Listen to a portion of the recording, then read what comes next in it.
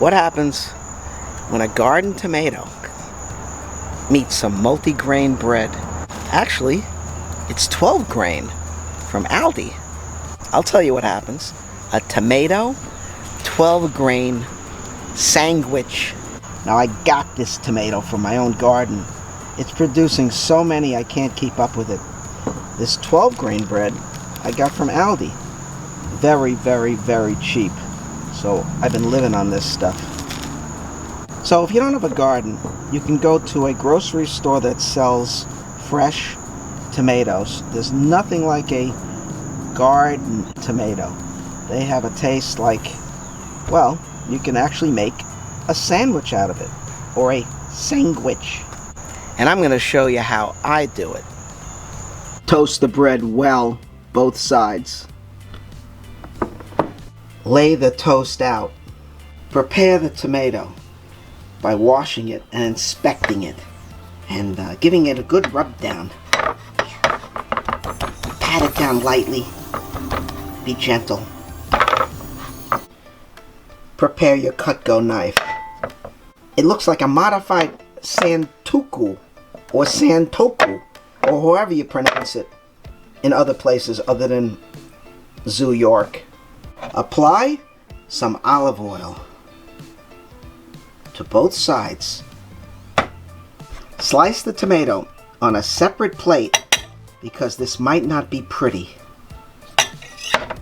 I like cutting it this way so you have big slices, juicy, meaty slices for a beefsteak tomato, which this might be, or it could be a supersonic, but I think it's a beef steak. And what better tomato to make a sandwich out of is a beef steak tomato. Check this out. Look at these nice thick slices. Layer the slices onto the bread. I cut this one a little bit. Look at that. I can almost taste it right now. The rest of the tomato you just cut up, put in salad. I apply a little bit of garlic powder. You can take some nice, delicious cheese. I like this Dubliner Kerrygold. You can put big, thick slabs of it on there, if you like. But for the vintage vegetarian, no, vintage vegetarian. Slowly put the cheese down. Show me your hands. Step away from the saturated fat. Don't make any sudden movements. Begin eating the low-fat meal. We have people on the roof. You're in our sights. What you'll do is you'll use some fat-free singles. That's right.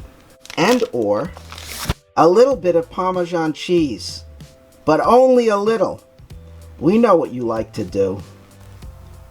Okay. There he goes. Yeah, that looks like Parmesan cheese. Alright, a little bit of Parmesan cheese for the vintage vegetarian. You have to avoid some of that saturated fat. I'll let you have some of it on my tomato sandwich. I'll put some Parmesan cheese, just a little, and I'll put one of these fat-free singles on it. You could add some cold cuts or some other kind of meaty meat stuff, whatever else you want. Guess you could add some pickles or who knows what else, but I just do this. Put it on top, the other piece, and I slice this with my Cutco santoku. I forgot to add these. These are soy lecithin granules. Gives it a nutty taste, and I can relate to that. Plus it acts sort of like a fat emulsifier. They add it to candy. If you ever look at a label, it says soy lecithin, but I like the taste of it. And here it is. Look at that. You have to use two hands, since I don't have my tripod set up. I'm one-handing it. Look at that.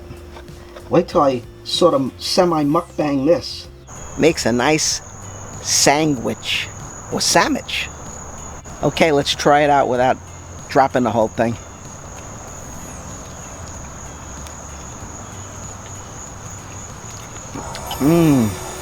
Wow.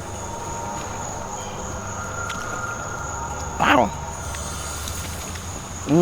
You taste the nuttiness of the lecithin, delicious olive oil, a little bit of the parmesan, and that nice cheese holding it together.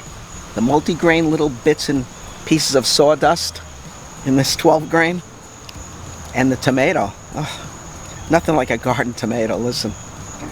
So, if you didn't grow a garden tomato yourself, find a garden tomato someplace, or grow it next year. Follow my videos. I'll show you how. Really good. So, using my thumb, I'm going to finish this up. Thanks for joining me at Jeff Goes Random. And very distracted right now. This is amazing. You wait a whole year, a whole season, you get a bunch of these tomatoes dumped. You get to enjoy this for about 2 or 3 weeks, maybe a month. Wow, it's good, really. And guess what? No bread or bun. Fail. Success. See? You see? Nice. Now why can't all those fast food places emulate this?